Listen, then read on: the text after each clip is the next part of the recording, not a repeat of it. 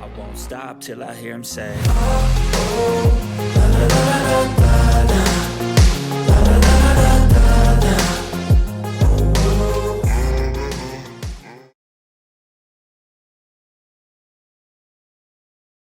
Alrighty, what is going on, CYPRX advanced YouTubers? Welcome back to the CYPRX YouTube page. In today's video breakdown, I have a video clip for you all that's going to lead us down the rabbit hole to go over some very interesting PDFs discussing multilateral currency platforms and the new protocols that are going to restitch the financial plumbing behind the scenes of our financial ecosystem in regards to this digital transformation. If you all enjoy video breakdowns like this, make sure that you smash that thumbs up button, subscribe to the YouTube channel. We do appreciate the love and the support. And if you find this video informative, do us a favor, copy the link of this YouTube video and share it with a friend or a family member.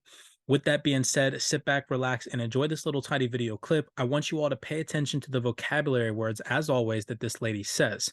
Here at CYPRX, we're very fine-tuned with the vocabulary that these elite individuals use, and she mentions the collaboration between the public and the private sector. She also mentions ISO 222 and the important role it's going to play in the future. And then this individual on her, I believe, right-hand side, if I'm not mistaken, my left, he mentions the technological upgrade that's going to be taking place in our banking system. So with that being said, sit back, relax, enjoy this little tiny video clip that's going to take us down the rabbit hole of massive statements from these PDFs that I have to share with you all today. Which might be beyond certainly your jurisdiction, but and there are a whole range of technological upgrades taking place to the systems that connect the banks, of course, which you're essentially involved in. There are a whole range of technological upgrades taking place to the systems that connect the banks, of course, which you're essentially involved in. He said there's a whole range of technological advancements that are taking place in the banking system. Pay attention, devil's in the details. Look at how many views this YouTube channel has, or this YouTube video in particular, 430 views. That should be an eye-opener right there. Again, if you're watching this video breakdown, you are early as to what's going on in this digital transformation. As SWIFT has this strategy towards instant and frictionless payments, and we see the intention of this group of the G20 with the FSB and the CPMI, that they focus on that. I think the collaboration between public sector and private sector is the right way to go to solve this. Yeah, and the public sector certainly seems to think that as well in all the discussions that we have. We think that's important. You mentioned ISO 20022. That's, I think, an important development. Do you want to briefly explain what that is, Saskia? Sure. You know, in order to people to exchange, and if we take this interview, you know, I don't know if you're native English, but I'm not native English. If I would speak Dutch as my my language, we probably have a communication problem. So the first of all is that in cross-border payments, we all need to speak the same language, which is a standard. And we're moving now from 15022, which was a standard we developed years ago, to 20022. And the big benefit of the standard of ISO 20022 is that it contains much more data. Okay, we're going to go ahead and pause that there to save it for the length of this video breakdown. But I want you all to also pay attention how she mentions the Financial Stability Board and the CPMI. If you're not too familiar with the acronym CPMI, it is the Committee on Payments and Market Infrastructure. That is a committee that was collaborated by the Bank of International Settlements. So with those two mentions, she also talks about the integration, the collaboration between the public and the private sector, and how she believes, again, this individual who is a SWIFT representative is going to play a massive and important role in this new financial ecosystem. Okay, so that is where we're going to start down the rabbit hole of these PDFs today, connecting the dots, talking about these multilateral payment systems, showing you all that they do mention the collaboration with the private and public sector. So first, I want to take your attention to, remember she mentioned the Financial Stability Board, the FSB. We're going to go to this PDF from the Financial Stability Board, FSB, where it talks about multilateral platform payment systems, and it talks about the collaboration with the private sector. So we'll scroll down here to page 29, and it says, interoperability challenges. Differences in payment infrastructures across jurisdictions, such as their speed, availability, and compatibility in terms of technical standards and protocols. Then it mentions ISO 222 and supported payment instruments may impede cross-border connections between payment systems, including those provided by public authorities. These differences also mean that private payment providers, again, PPPs, private payment providers must make bespoke investments in technology and business processes for each market or currency zone that it serves. It goes on to say public authorities also serve as a catalyst and facilitator seeking to foster private sector improvements in cross-border payments and thereby promote financial inclusion. Innovation may either take place through individual firms or in a more coordinated fashion through multilateral payment systems. So I want you all to pause right there. Ask yourself, who are these protocols? What are these protocols? These multilateral payment systems that are going to restitch the plumbing behind the scenes of our new financial system. Again, it's not just going to be one silver bullet. I've shown you that in past video breakdowns. It's going to be multiple protocols. However, Ripple, as I'm going to show you in today's video breakdown, is going to be one of those multilateral payment systems. We're going to connect the dots via some interesting vocabulary. So with that being said, that question, right? What protocols are going to run the new financial system, these multilateral payment systems? I want to take your attention over here to a Congressional Research Service PDF labeled International Financial Messaging Systems. Again, pay attention, devil's in the details. International Financial Messaging Systems is the label of this PDF. And if we scroll down here to page 11, again, asking ourselves that question, what protocols, who are these multilateral payment systems that are going to run our new financial system? It says Ripple, a California-based fintech company, for example, operates a blockchain-based payment system network called RippleNet. Ripple claims hundreds of financial institutions in over 55 countries are connected to its network, and its network facilitates cross-border payments faster and cheaper than legacy systems. Its network offers financial messaging and clearing and settling services. RippleNet's messaging system uses a decentralized network so that all users are on one platform, allowing for bidirectional messaging. That's an important vocabulary word right there, and higher transparency. Remember how in the previous PDF it mentioned multilateral platforms, where it says right here, cross-border payment challenges and multilateral responses. The development of alternative financial messaging systems raises the question about how the long-standing infrastructure, including SWIFT and corresponding banking networks, will evolve.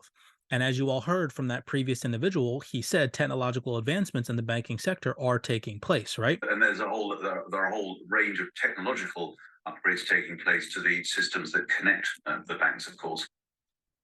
Well, right down here, it says, a fragmented market may introduce issues with interoperability as financial messaging systems may apply different data standards and formats. Then it goes on to mentioning the ISO 222 messaging system right here. And then last but not least, it says a number of domestic international payment systems have adopted or are in the process of adopting ISO 222. And it goes on to say that Ripple is one of those protocols that is adopting this new standard. In 2020, the Financial Stability Board, the FSB, an international body that monitors and makes recommendations about the global financial system, created a task force under the direction of the Saudi Arabia G20. So now we're going to get into another PDF that's going to lead us down this rabbit hole. But who are we going to pull that PDF from? It says right here, the Financial Stability Board. So we're going to go over here to an FSB PDF right here. Again, connecting the dots to another FSB Financial Stability Board PDF. Why are we going to this PDF? Remember, because from this PDF, again, connecting all the dots, it says the Financial Stability Board, the FSB in 2020, created a task force under the direction of the Saudi Arabia G20 presidency. So what did they establish in this task force? And what is the information that I'm going to pull for you on this? So check this out. Down here, it says, as stated, finance ministers and central bank governors and the Financial Stability Board has coordinated work together with the Financial Action Task Force, that's going to play an important role later on, and the Global Partnership for Financial Inclusion, the GPI, to address remnant service providers, RSPs, access to banking services that are not already being dealt with through existing initiatives. To this end, the Financial Stability Board has taken stock of past and ongoing initiatives, including through consultations with the private sector. Boom, right there is confirmation that these elite individuals are working with the private sector. Now, where are we getting the CPMI from? The Committee on Payments and Market Infrastructure. We cannot just pull that information from nowhere. We have to see a connection. With that being said, if we scroll down here to page 30, We see in this Financial Stability Board report, the CPMI, it says the CPMI also reviewed payment innovations relevant for remittances. It found that innovation and competition has focused on the end user facing part of cross-border retail payment market, leading to improvements in convenience. However, the majority of clearing and settlement for cross-border payments still goes through correspondent banking networks, which struggle to handle the higher volume, lower value retail payments. They're pretty much telling you all that it is outdated. The system is outdated. As you all heard, the previous individual mentioned that there are technological advances happening to the banking sector, right? It goes on to say such a variety of clearing and settlement arrangements, providing they were properly overseen and interoperable, could improve efficiency of cross-border retail payment markets, including remittances. So now that we've seen that the CPMI is connected to the FSB, we saw the lady, the individual from SWIFT, the SWIFT representative, mentioned the FSB and the CPMI. Of this group of the G20 with the FSB and the CPMI. And we see the correlation between the CPMI and the FSB in the documents. We're going to go over to some CPMI documentation. We're right here on the Committee on Payments Market Infrastructure, again, a committee that was put together by the Bank of International Settlements. And just to again prove to you all the connection with the private sector, it says the Financial Action Task Force, the FATF, again, this is going to play an important role later on in the document. It says, a next step, the FATF agreed back in June 2015 to undertake work to further clarify the interplay between the FATF standards and correspondent banking and other intermediate relationships, and the FATF standards on customers' due diligence and wire transfers. In doing so, the FATF will consult with regulators and the private sector. Now we're going to head over to another CPMI PDF. I've mentioned this PDF in past video breakdowns to you all. It's labeled Exploring Multilateral Platforms for Cross-Border Payments. And look who was involved in January 2023 on this PDF. We see the Committee on Payments and Market Infrastructure, again, an innovation hub put together by the Bank of International Settlements, and involved in this PDF was the International Monetary Fund and the World Bank Group. I've already shown you all the connection in past video breakdowns with the International Monetary Fund, Ross Lekov sitting on a panel with Brad Garlinghouse, mentioning that Ripple is a part of the high-level advisory group of the IMF. There's that connection right there.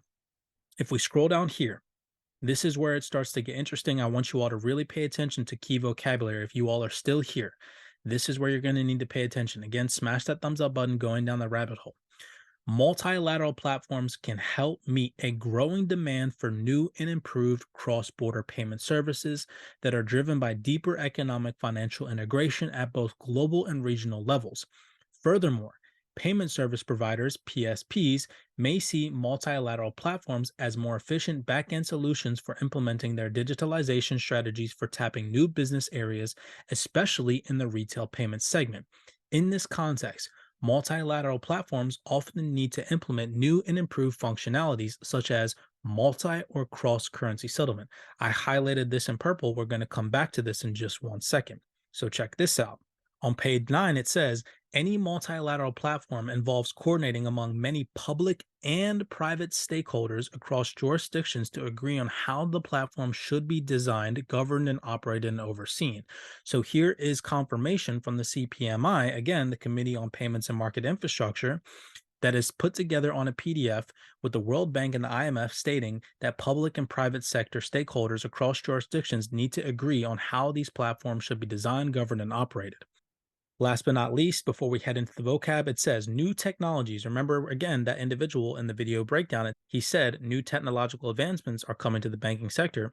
It says right here, new technologies may provide an impetus for existing multilateral platforms to improve on their services and for new multilateral platforms to be established, thus enhancing competition at a global level. Only a few private sector-led multilateral platforms exist. Ladies and gentlemen, I'm about to blow your mind. Look at the connection right here.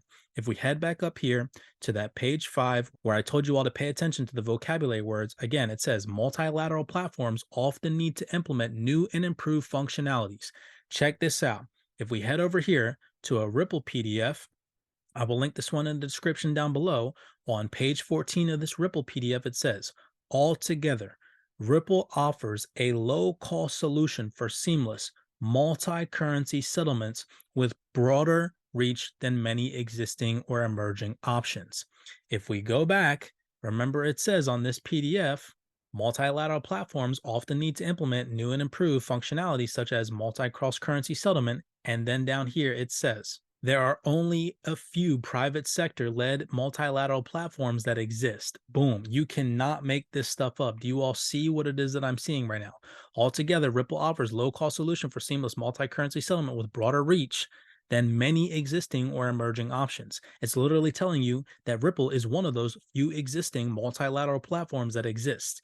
And I've shown you all in all these documents how they are working with the private sector. Now, if that's not enough for you, back to the top of this PDF where it mentions together with the Financial Action Task Force working with the private sector. Again, let's head over to a Financial Action Task Force PDF, the FATF PDF on virtual currencies, and we'll go to page 9 where it talks about Ripple. And I'll end the video here for you all. We're on page 9 of this Financial Action Task Force. It says, decentralized virtual currencies are distributed, open source, math-based, peer-to-peer virtual currencies that have no central administrating authority and no central monetary oversight. Examples are Bitcoin, Litecoin, and Ripple. If you are an XRP holder, ladies and gentlemen, go ahead and smash that thumbs up button, subscribe to the YouTube channel, showing you all that these elite individuals are working with the private sector, that they are going to be utilizing a multilateral platform payment system, that there are technological advancements happening to the banking sector, and that Ripple is one of those few existing multi-currency exchange platforms that they are going to be implementing via the vocabulary connection. Not only showing you that, but the connection between these PDFs where the International Monetary Fund is a part of it. And I've shown you guys in past video breakdowns how Ripple is a part of the high-level advisory board with the IMF and how Brad Garlinghouse has sat on panels in the past with Ross Lakoff, who is a representative for the IMF. Again, I am not telling you all to go out and buy XRP or invest in Ripple the company. I am simply here as an influencer to provide you all with this information to show you all how far down the rabbit hole really truly goes. This is over 5 PDFs connecting the dots, showing you all the vocabulary correlation that all stemmed from that individual, that representative from SWIFT, mentioning the Financial Stability Board, the CPMI, ISO 222, and that the public and private sector are going to be working together in the future to make this all happen. Blessings to you all. As always, be cognizant, do your own research, make sure that you all are being aware and awake out there. As always, I will see you all in the next YouTube video breakdown. I won't stop till I hear him say